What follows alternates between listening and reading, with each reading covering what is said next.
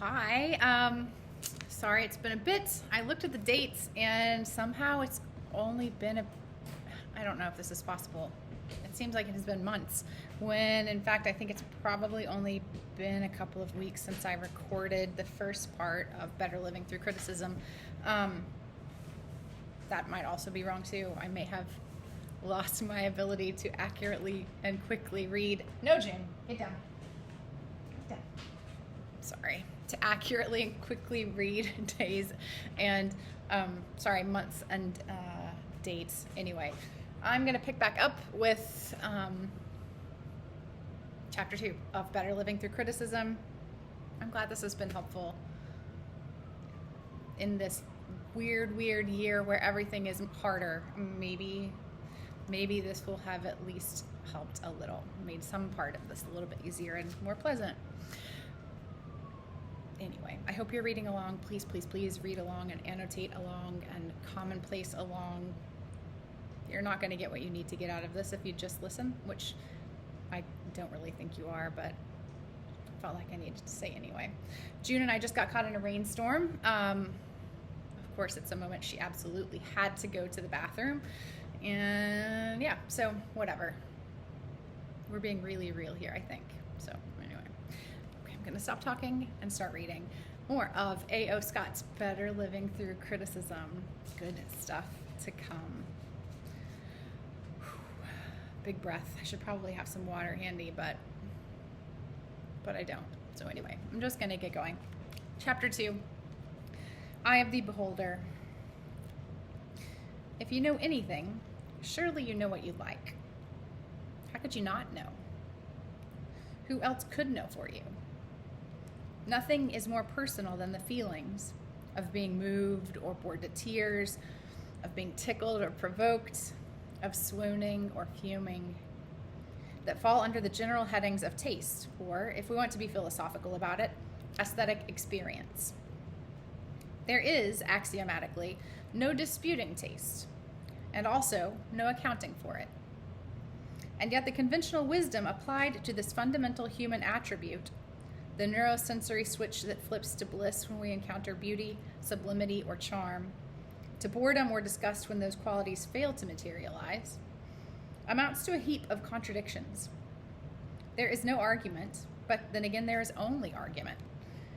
How could you not like that? Wait, you mean you actually liked that? Taste, we assume, is innate, reflexive, immediate, involuntary.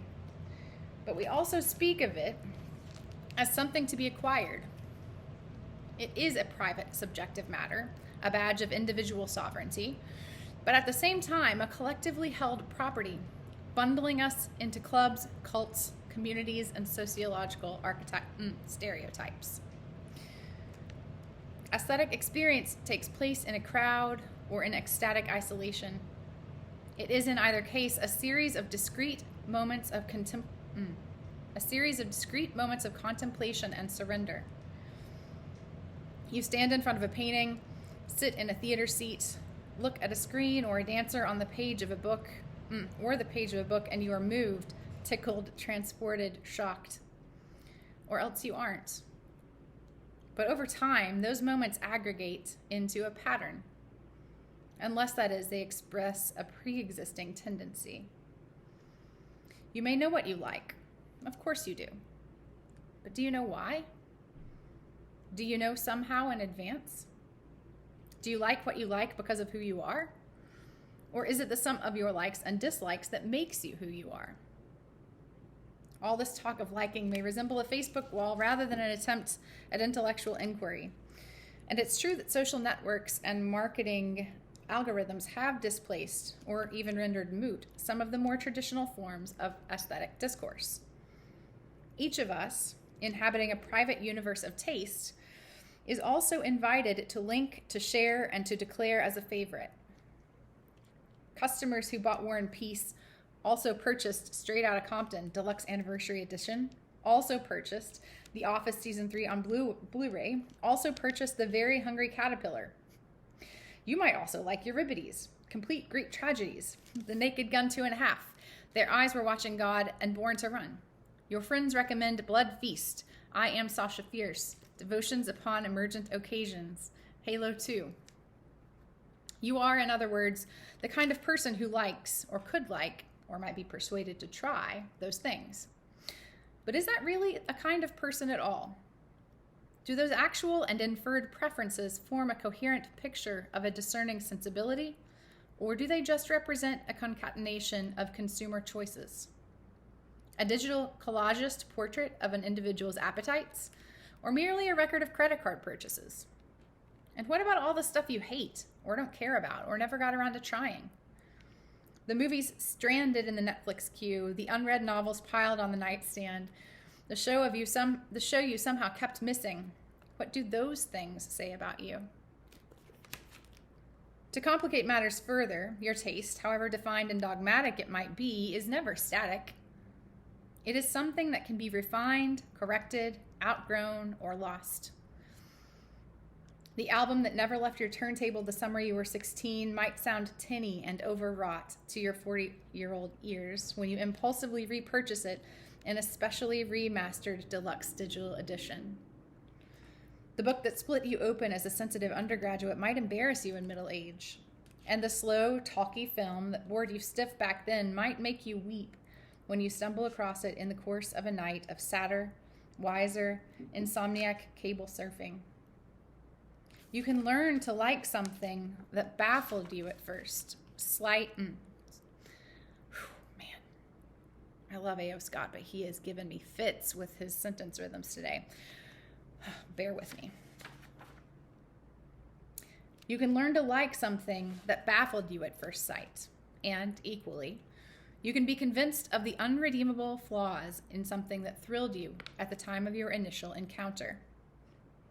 And much as you might, in deference to the social norms of the age, couch your opinions in modest, subjective language, really, who are you kidding? The careful, non-judgmental terminology of personal preference is like soft carpeting on the hard floor of objectivity, the ground of certainty on which we secretly, shamefacedly desire to stand. What we mean to say, what we want to say, what we from time to time allow ourselves to say, is not, I like it, but that's great. Not, I wasn't really into it, but that was terrible. We set off for the movies or the museum or the iTunes store and find ourselves suddenly wandering in thickets of philosophical uncertainty, groping through an epistemological fog in search of stable principles. How do we know what we know? Why do we feel what we feel? What are we talking about? These questions, rather than any set of rules or criteria, form the foundations of criticism, an activity that is split at the root between the antithetical answers each question implies. In its most basic and intractable confusion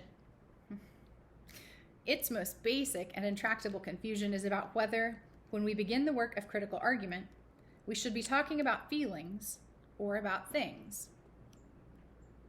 Is it just me, or is that a beautiful painting? It's just you, unless it's just me. That has to be the theoretical starting point, or at any rate, it has been since at least the late 18th century, when Immanuel Kant, having nothing better to do in the Prussian city of Königsberg, set about investigating the fundamental nature of taste. The result of his inquiry, the critique of judgment, known among philosophers as Kant's third critique, is notorious after the earlier critiques of pure and practical reason, is notorious for its dense arguments and vaulting abstractions. Its difficulty may arise not only from the character of Kant's mind, an instrument delicately attuned, as few others have been, to conceptual nuances and logical distinctions, but also from the nature of what, in this instance, he is thinking about. Compared to the other areas of philosophical inquiry Kant staked out and reformulated in the course of his unparalleled career, the question of aesthetic judgment may be especially thorny. The literary critic Terry Eagleton calls it the joker in the pack of Kant's theoretical system. And this is because it seems, even at the most basic stage of definition, to be riven with contradictions and inconsistencies.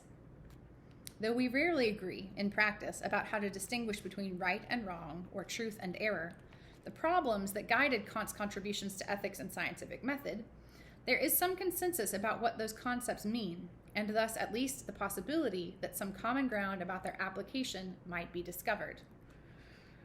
The tricky thing about Kant's philosophy, and also the source of its liberating power and its constraining rigor, both of which continue to be felt more than 2 centuries after his death, is that it conducts itself as much as possible independently of external, pre-existing authorities.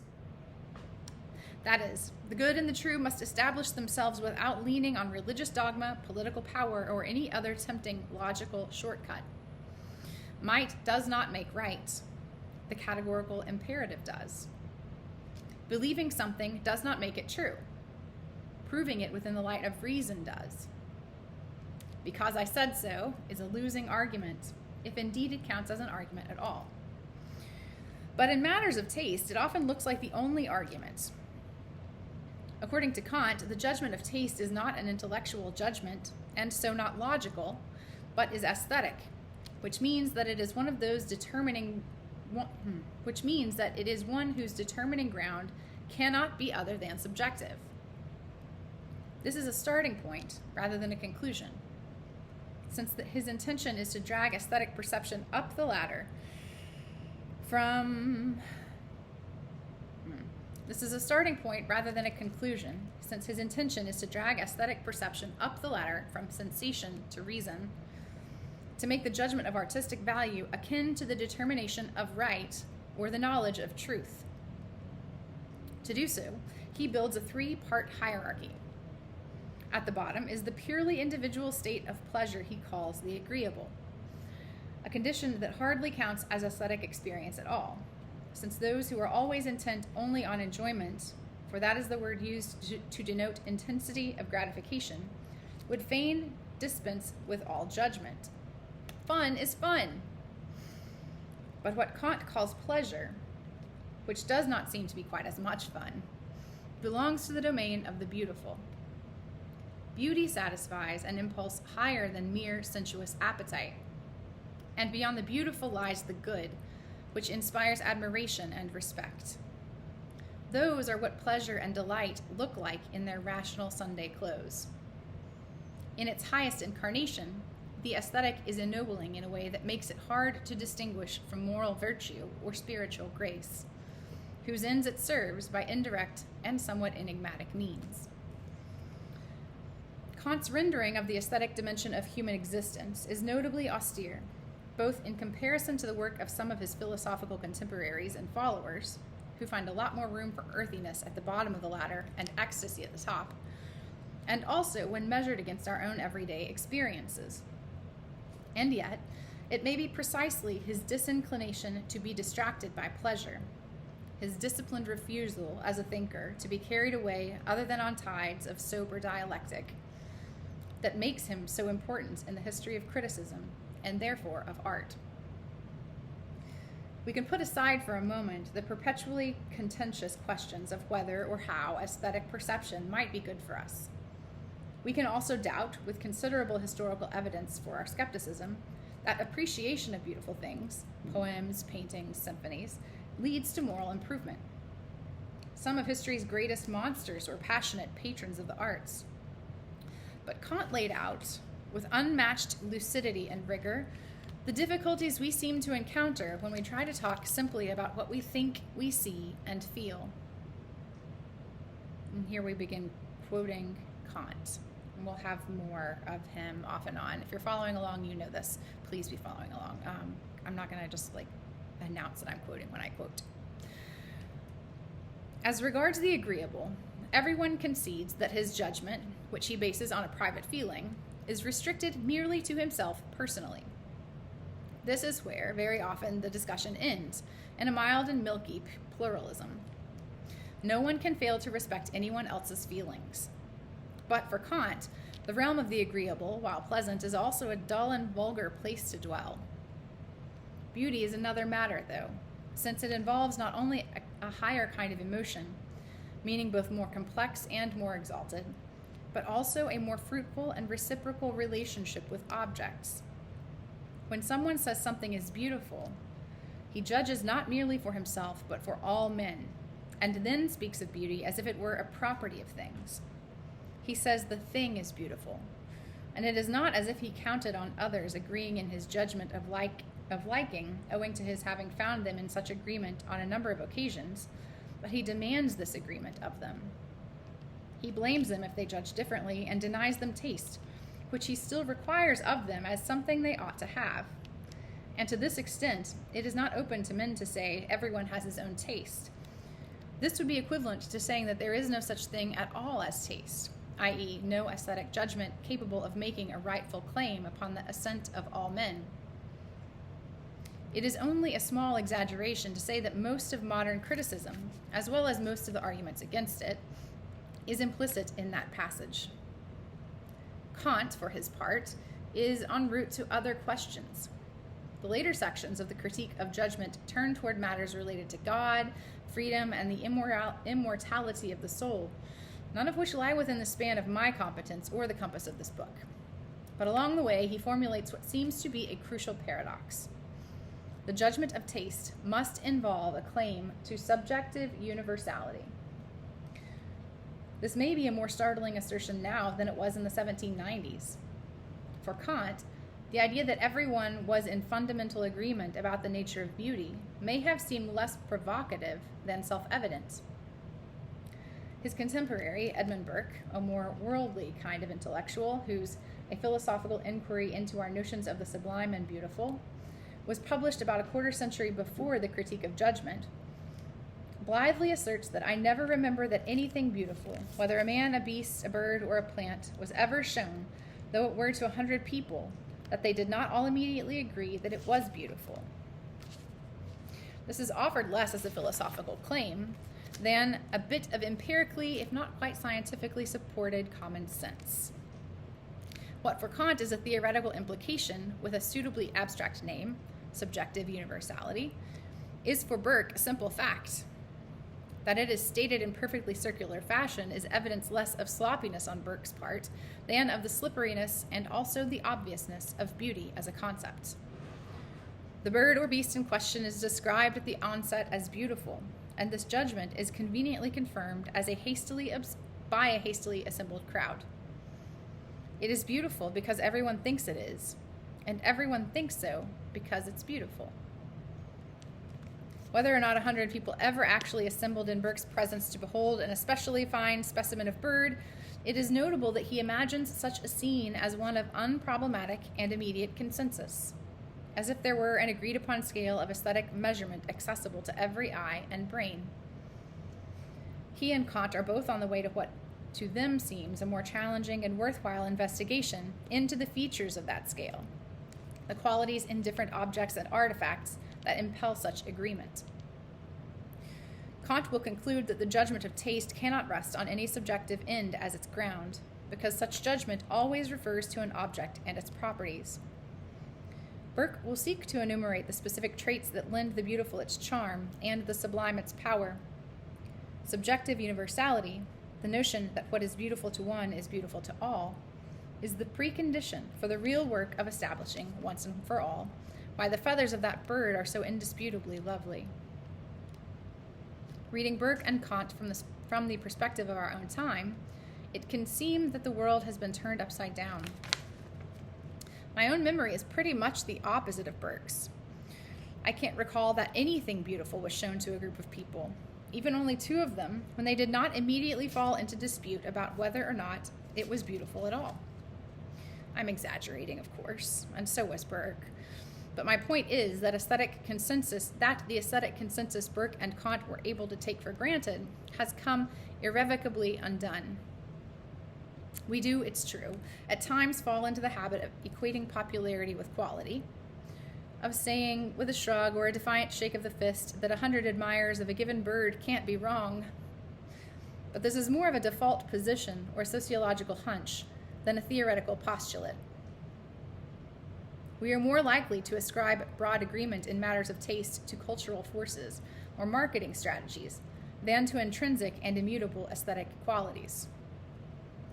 Looking at Burke's hypothetical crowd, we are at least as apt to wonder about its composition. Landowners or laborers? Men or women? How many and in what proportion? As we are to wonder about the plumage and pedigree of the bird they all liked so much. We might be led to ask not what kind of fowl is inherently pleasing, but rather what kind of bird was likely to appeal to a cross-section of the British public in the mid-18th century. Our age does not feel comfortable with the idea of subjective universality. The phrase sounds a bit too presumptuous, too coercive for our sensitive, pluralistic, postmodern ears. To suppose that everyone likes the same kind of thing may strike us as a small step away from requiring as much, which offends both democratic ideals and consumer practices. We can congratulate ourselves for living in an era in which narrow authoritarian canons of taste have been overthrown in favor of eclecticism and diversity. Or, it amounts to the same thing, we can bemoan the loss of clever and self-evident standards which have been muddied by relativism and the overabundance of cheap pleasures.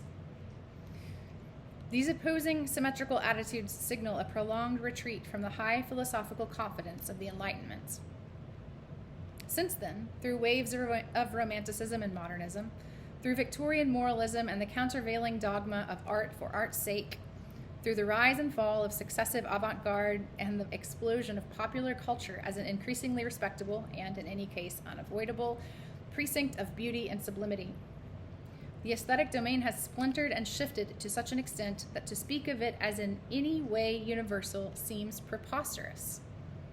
100 people beholding a bird, however unanimous their rapture, is a coterie, a niche, a small circle of Facebook friends. Their like-mindedness proves very little. It's tautological. People who like this bird are like other people who also like it. And yet we can't give up on subjective universalism altogether. For one thing, to do so would be to retreat into niches and coteries without having any way to account for their existence. There must be something about that bird, right? Otherwise, taste would be entirely predetermined, a matter of prejudice and conditioning, and therefore not really taste at all. There is always the chance that someone outside the self-enclosed bird lover's circle will love it for other reasons and in a different way. The fact that some works of art survive the circumstances of their making and find adherents in radically divergent times and places suggests that the judgment of their value is not just a local matter. Nor is it merely personal. If it were, no aesthetic experience would rise above the level of the agreeable, and the class of things we call art would have no reason to exist. So something else must be at work, something that is capable of being communicated and disputed, even if it can't always be named. It may be possible to isolate that something scientifically. Laboratory technicians can measure the dopamine levels in willing subjects who encounter various paintings or pieces of music and compare the readings with other examples. Biologists might propose an evolutionary account of why our species seems wired to seek out a kind of experience that appears to have no obvious adaptive advantage. Art does not help us evade predators or increase our reproductive potential, not directly anyway.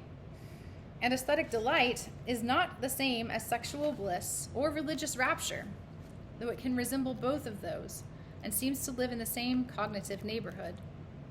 Nor is it identical to other kinds of sensory pleasure or emotional response. It traffics in sensations that are both intense and fundamentally unreal. We laugh, cry, declare ourselves moved or troubled or seduced, but why? And to what end? It is my hunch, maybe my bias, that philosophy and science are of limited use in addressing these questions. This is not for lack of trying. Since Kant, a great deal of thought has gone into cultivating the two sides of the subject-object divide, into anatomizing both pleasing forms and the pleasures they inspire, as well as, more recently, examining the social and cognitive contexts within which art and experience unfold.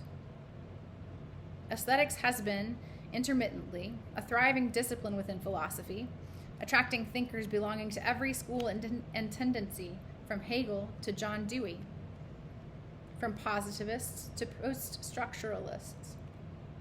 But in its various incarnations, philosophical aesthetics tends to retrace the same circuit, from subject to object and back again, at a necessary but also restrictive remove from the actual world of sensations and things. That in-between space is the world that criticism inhabits. The intractable questions that flicker around the edges of our contemplation are best addressed by attending to the play of particular impressions and examples. If we pause to figure out what is happening before our eyes, we may yet catch a glimpse of that rare, perhaps mythical bird, the subjective universal. In 2010, from the beginning of March to the end of May, more than 750,000 people passed through the Museum of Modern Art in New York on a somewhat unusual mission.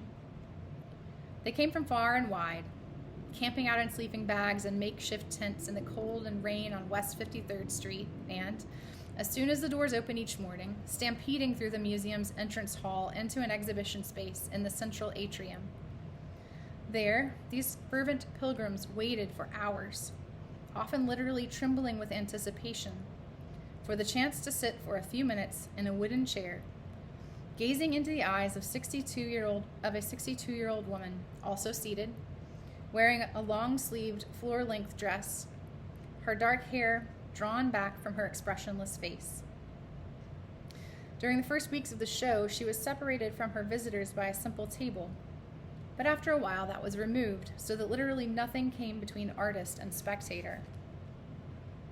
But was she the artist or the artwork? The woman in the chair was Marina Abramović, a Yugoslav-born performance artist and the subject of a major MoMA retrospective. At the center of the exhibition was a brand new piece, the basic character of which is sketched in the paragraph above, called "The Artist is Present."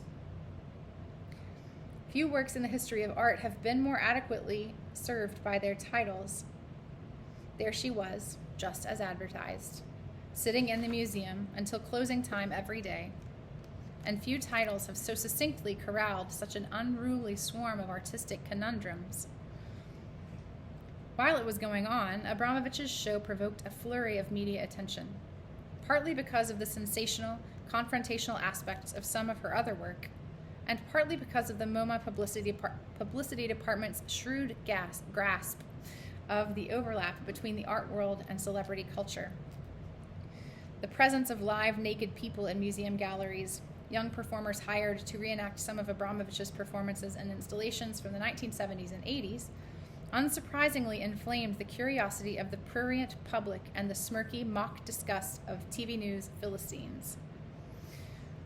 But there was more than Puritanism at play in their outrage. The gasping, indignant skepticism that has greeted nearly every significant phase of artistic modernism since the Impressionists was reawakened by an exhibition with virtually nothing in it that could be assimilated to traditional formal categories.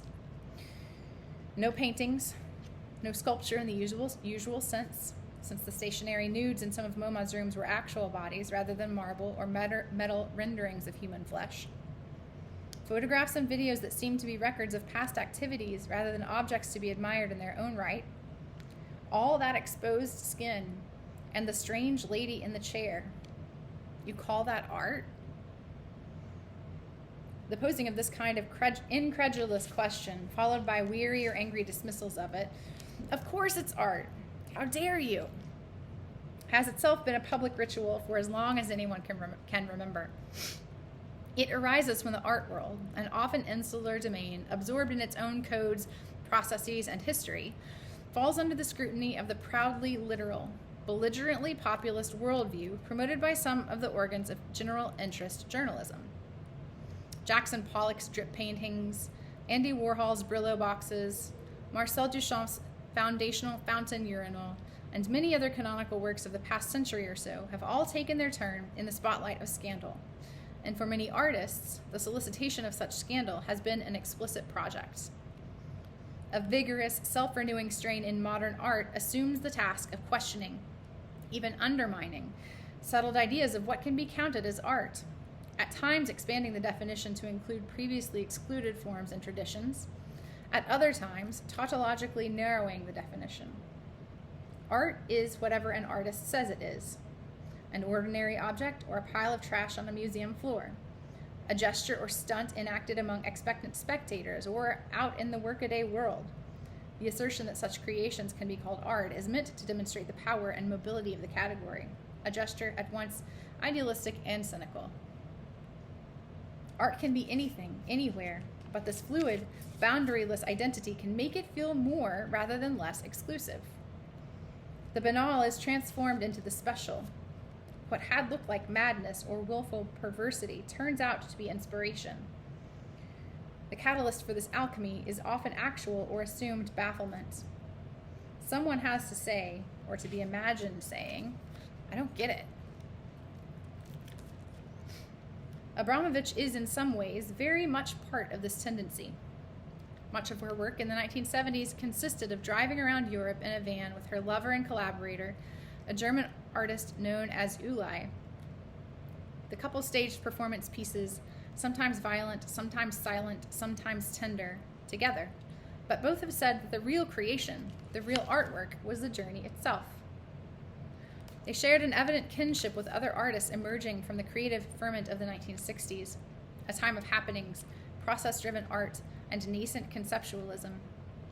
Instead of focusing on making things, these artists, Bruce Nauman, Vito Acconci, Yoko Ono, and Adrian Piper being among the best known, conceived, executed, and recorded episodes and experiences.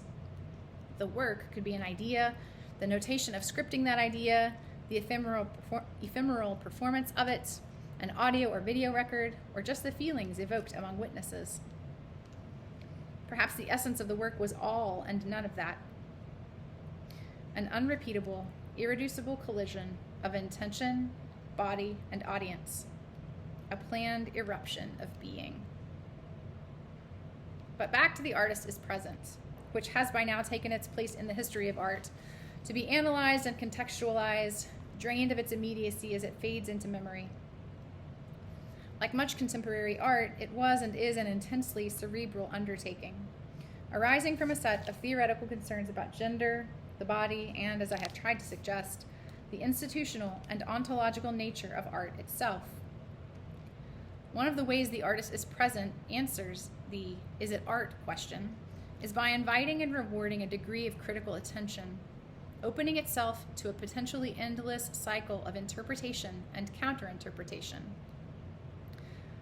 That is just part of how art and criticism cooperate, through a kind of symbiosis that often seems to marginalize, or do away with the need for, an audience of non-professional, unspecialized, agendaless spectators. As it happened, such an audience of ordinary people was also, at MoMA in the spring of 2010, very much present, and it grew in size and fervor. Many attendees braved the crowds day after day for repeat face-to-face encounters with the ever-present, ever-silent artist. That audience provided its own answer to the "how is this art" question, an answer almost diametrically opposed to the brainy, knowing responses that critics and curators might have provided. It was art because it moved them. Marina Abramovich Made Me Cry is the name of a photo blog on Tumblr that popped up during the MoMA show. A cascade of teary eyes, quivering lips, and silent sobs that records a common and perhaps surprising reaction to the artist is present. A significant number of spectators, once their gaze settled on what they had come to see, began to weep. An HBO documentary on Abramovich, directed by Matthew Akers, gathers abundant evidence of this phenomenon and catches several instances in which the impassive artist seems to be crying as well, a single tear making its way down the inscrutable attic mask of her face. Some of the spectators wept after their encounter, or when they observed an especially powerful connection between the artist and someone else. In Akers' film, the mother of a young boy dissolves into sobs as they leave the gallery. "I'm so proud of you," she says, perhaps trying to give a name to the emotion that has overtaken her, and perhaps trying to explain it to her slightly baffled son in terms he can understand. Not that her pride is misplaced. The boy had, after all, just endured a long wait with a throng of strangers, and braved the company of a woman with a passing resemblance to the wicked witch of a fairy tale. This is an accomplishment. And it may be that part of the rush of feeling bringing forth all those tears from the eyes of his fellow adventurers was a sense of fulfillment, of having done something. But something else, something more powerful and harder to identify, something profound, was also happening in this artist's presence. What was it that was making so many people cry? Tears, of course, are a traditional measure of aesthetic response, palpable evidence that a work of art has reached beyond the shell of its own existence or the clouded bubble of its creator's intentions and made an impact in the world. What is interesting about the tears called forth by the artist as present is that they do not seem to have been inspired by the usual emotional cues. The most obvious and perhaps the most common way we are moved is by represented pathos, by the vicarious experiences of grief or joy triggered by narrative.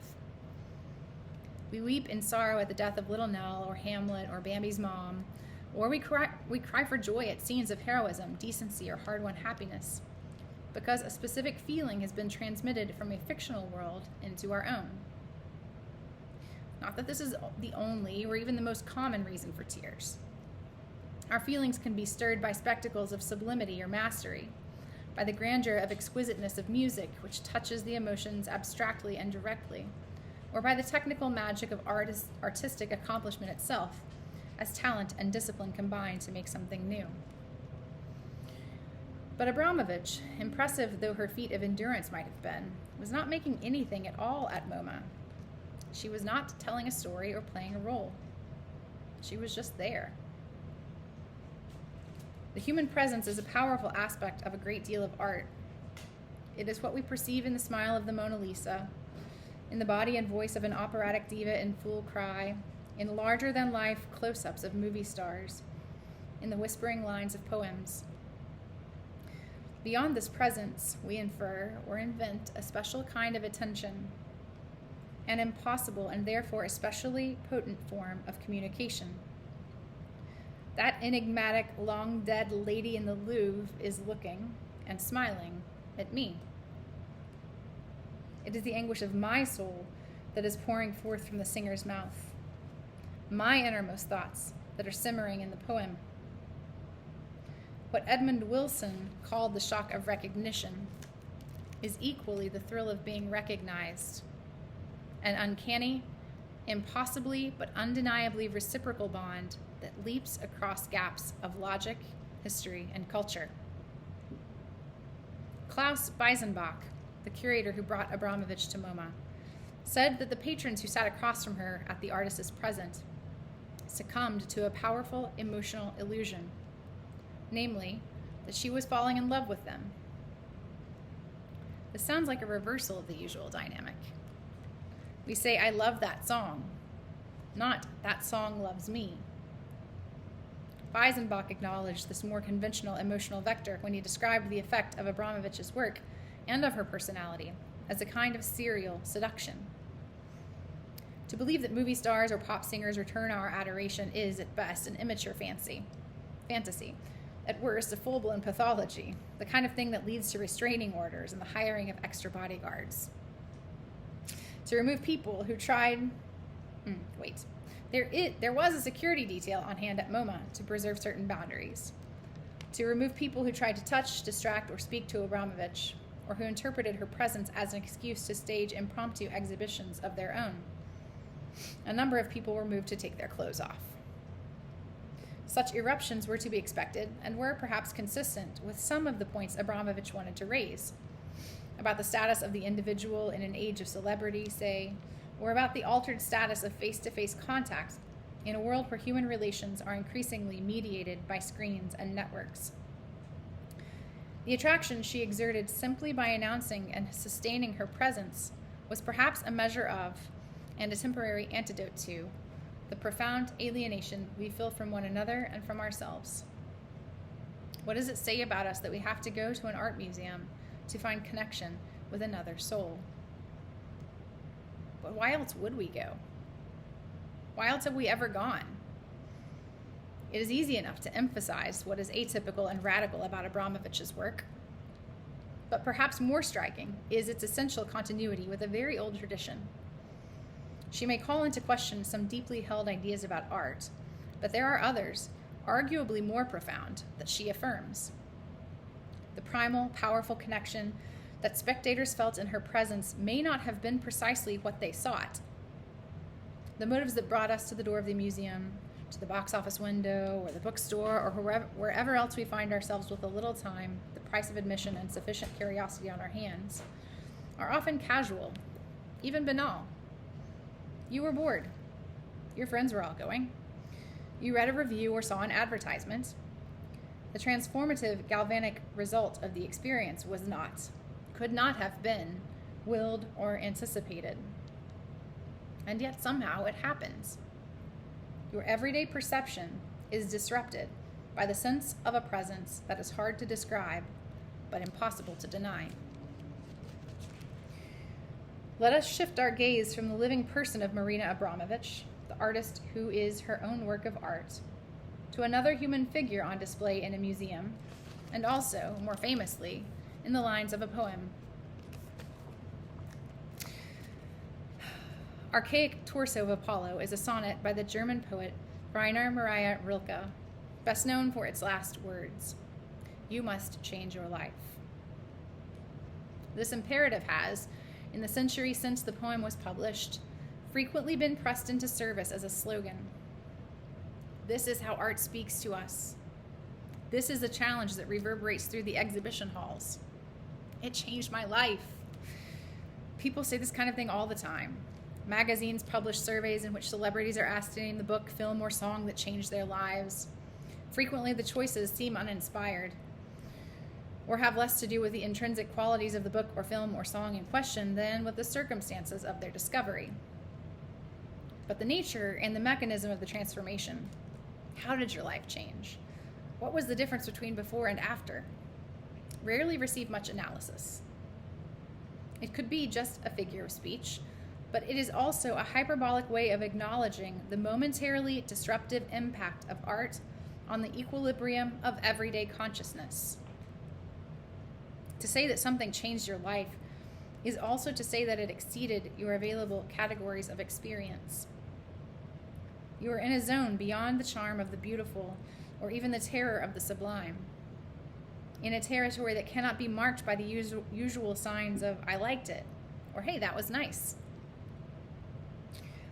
Rilke's sonnet provides a compressed, highly suggestive map of this territory in the guise of a description. Not so much of the statue itself as of what it is like to behold it. And here's the sonnet.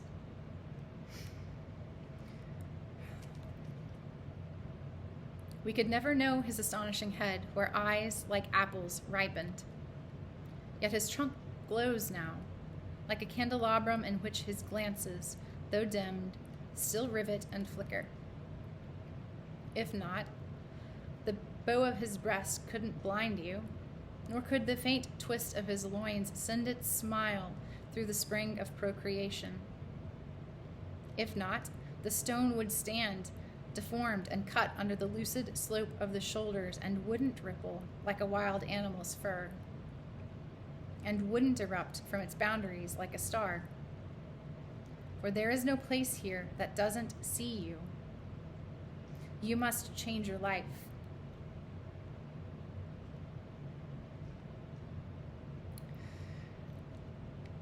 It is striking that the poem begins by invoking what we don't see. The head, and in particular the eyes, which have presumably crumbled away, lost forever in the middens of time. This detail, along with the word archaic in the title, signals that we are in the presence of something that survives from a past beyond our imagining.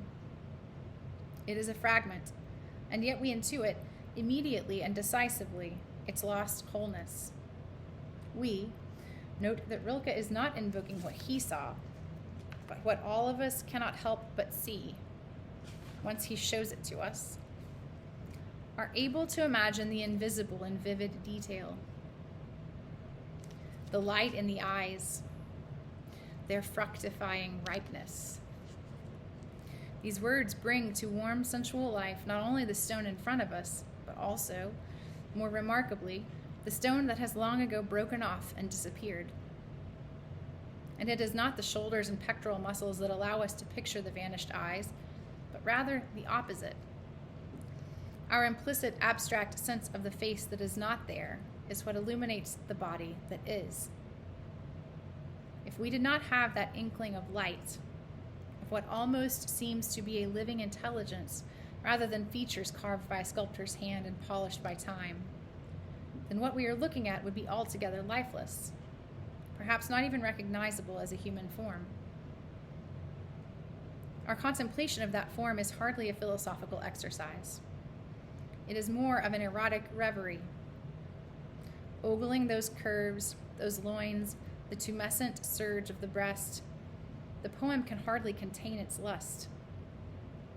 In German, this effect is intensified by the play of hard and liquid consonants in the sounds of the second stanza. I'm not going to try to read in German because I have no German, and it would be ridiculous. But I'll read the English. The bow of his breast couldn't blind you. I want to say bow, too. I'm just not sure. Dissolves into, nor could the faint twist of his loins send its smile. As the eye is drawn downward to the missing but unavoidable throne of the libido. Sorry, I got lost thinking about how the translation choice that A.O. Scott made here does a really good job of mimicking the kind of consonants and assonants that he wants to talk about in the German too. So even though we can't read German, it's not lost. He's picked a really good translation for his points. As many readers have noted, this sexual heat in a poem devoted to a Greek god who embodied coolness and chastity is more than a little incongruous. It is almost as if the spirit of Dionysus, Apollo's Olympian rival, the god of impulse and excess, who was dismembered by his frenzied, sex-crazed devotees, had long invaded Apollo's poem and indeed his body. The climax of the poem seems to be, or at least to describe, an explosion of pure Dionysian ecstasy, a kind of synesthetic orgasm in which a cold statue is likened to a wild beast and then to a shooting star, bursting forth from all its contours. The poem itself, however, stays primly within its own formal boundaries. The sonnet, as Rilke inherited it from Italian and English models, is Apollonian in the balance and decorum of its lines and stanzas, even as it is often, in Petrarch and Shakespeare, the vessel for unruly themes of passion and desire. What this poem seems to be attempting is a synthesis of antithetical artistic principles, a challenge to the idea that a single work must be either restrained, orderly, and rational, or else wild, sexy, and full of feelings. Feeling. I guess maybe feelings too, but he says feeling. Archaic torso of Apollo is all those things. So is the archaic torso within it, and so, by implication, is every other piece of art. You must at least rethink your categories. The poem is structured around the play of opposites, past and present, blindness and sight, presence and absence, subject and object, whole and part. The statue comes alive to us, not in spite of its antiquity, not in spite of its Baroqueness, but because of those qualities. We are able to appreciate its completeness because of the latent light of those missing eyes, without which we would be looking at nothing but cold, broken stone. But isn't that really, literally, what we are looking at? That the torso Rilke writes about is an actual piece. He saw it in the Louvre. The poem says nothing about its provenance or the identity or possible intentions of the artist. The torso is in many ways the opposite of the artist is present. An object rather than a person. An artifact rather than an event. The product of anonymity rather than celebrity. Its power, its artistic authority, derives from its status as a relic of antiquity, whereas Abramovich, a living person, is fully a creature of the modern art world. And yet, the effect evoked in the Louvre of Rilke's poem of 1908 is nearly identical to that described by those who sat across from Marina Abramovich at MoMA a century later. It is the uncanny experience of being seen, a feeling as if the vector of perception has been reversed. For there is no place here that doesn't see you. Packed into this dizzying swirl of negatives is a sensation no less real for appearing to defy all logic. The sensation of being suddenly and uncannily visible, exposed, understood. Those are interesting. It's interesting to put those three words together. The sensation of being suddenly and uncannily visible, exposed, understood. It's like neutral, negative, positive. Anyway. The pronoun shifts at this moment from the first to the second person, from the universal we to the subjective and, in German, intimately familiar you, so that the poem itself enacts what it is saying. The statue and the sonnet that at least informally shares its name are at the moment fused in the impossible, unmistakable act of seeing you, even though it is your eyes that are fixed on the stone and the page. You are opened up, exposed to the universe, which sends you a message through the ventriloquism of ancient marble and modern literature. You must change your life. The message is loud and clear, but it also requires some decoding. You must take it as a warning against the kind of activity that has brought you to this strange place, where eyeless statues stare at you and sonnets tell you how to live. Time to stop leering at the naked torsos of half-forgotten deities. Time to give up German poetry. Stay out of the Louvre altogether. But of course, that is the opposite of what the poem means. Its last words declare, quite literally, a vocation, calling the reader to enter the domain of feeling, of art, that is traced in the previous lines.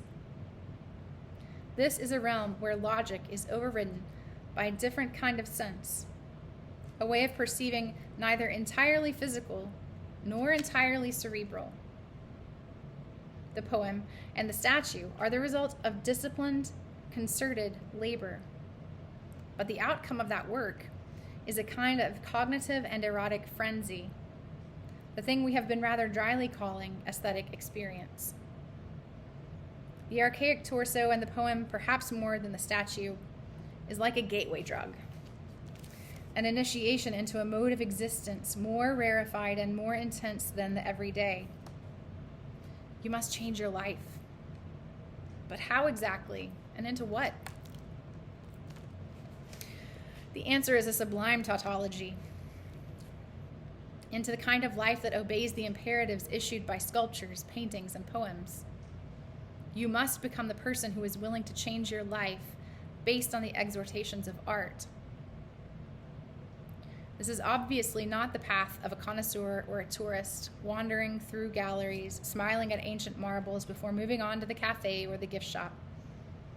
Nor is it the path of a critic, at least not according to Rilke's view of criticism, an activity he purported to despise. Works of art are of an infinite solitude, he wrote to Franz Xaver Capus in 1903, and no means of approach to them is so useless as criticism. This may strike us as a little disingenuous in the light of archaic torso, which is an act of self-dissembling criticism, an effort of interpretation, description, and evaluation, disguised as a dismissal of all those things. The poem is even more an act of extravagant appropriation, a brilliant example of the supposed critical vice of going too far, reading too much into a self-contained, self-evident thing. Beholding a headless, almost sexless human figure, this poet infers a smile, eyes like apples, and potent genitals. He finds or imposes specific meanings in this piece of marble. What kind of person does this? A certain variety of critic, the kind more apt to tremble in awe than to attempt analysis. These were not rare in Rilke's youth, an era that saw the rise in England of a critical movement known as Aestheticism, based on the exquisite self-sufficiency of art. The point of aestheticism was to collapse the distinctions between creator, critic, and spectator, to imagine each of them sharing equally in the rapture of art. But at least in the German version, each one is fundamentally alone. Rilke's correspondence with Capus has been collected into a book, Letters to a Young Poet, that has circulated more widely and been taken to heart more passionately than anything else he wrote, with the possible exception of the last line of Archaic Torso of Apollo. This is partly because the biographical identity of the young poet is irrelevant. All respect to Capus, who saved the letters and arranged to have them printed. Nothing is clearer than that they are addressed to you. The translator of the most popular English language edition, Stephen Mitchell, reports in his introduction that he discovered the book when a copy of the French edition was given to me in Paris by a girl I was in love with when I was 19. An inscription on the flyleaf of my own yellowing vintage paperback recalls a similar circumstance.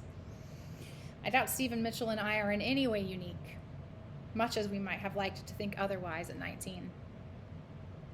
What better gift for a dreamy boy with vague aspirations toward poetry? Since its first German publication in 1929, the book has become, I imagine it still is, as it was for Mitchell in the early 1960s and for me a quarter century later, a touchstone of youthful literary seriousness, a manifesto of artistic integrity. Rilke himself was 27 when he started writing to Capus, who was 19 at the time. Visiting Paris, home of his idol Rodin as well as the archaic Apollo, and still wrestling with his identity as a man and a poet. Part of the enduring appeal of these documents, there were 10 letters written over 5 years from various spots in Europe, is that they blend the exemplary modern discourses of self-help and self-examination. The latter was, for Rilke, the crucial undertaking of an aspiring poet. He saw the journey of an artist as, above all, an inward quest, involving less the mastery of technique or tradition than the relentless exploration of the soul. Sir, he wrote to Capus in the first letter, I can't give you any advice but this, to go into yourself and see how deep the place is from which your life flows. If in the course of that existential spelunking he discovers that he is called to be an artist, he will have found a heroic and lonely vocation. A creator must be a world for himself and must find everything in himself and in nature to whom his whole life is devoted. The true creator belongs to a tiny priesthood, an order of elect whose membership is highly restricted. This notion is irresistible to a certain type of young person, and vague enough to authorize a dreamy and introspective apprenticeship. Going into yourself and finding the deepest sources of your life may not resemble what the rest of the world thinks of as work or education. It looks more like idleness and solipsism, but such accusations fuel the sense of specialness. Of course I'm misunderstood. I'm an artist. And vice versa. Rilke's continued popularity, especially in the letters, owes a great deal to his extreme and passionate defense of the romantic image of the creative soul as a thing apart, a solitary, suffering, and preternaturally sensitive organism. But the cultivation of these qualities, or rather the state of being open to their expression, is available to everyone.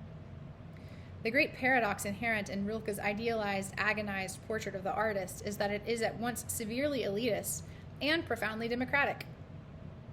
Only a few will be called, but the conditions of entry are such that in principle anyone could be.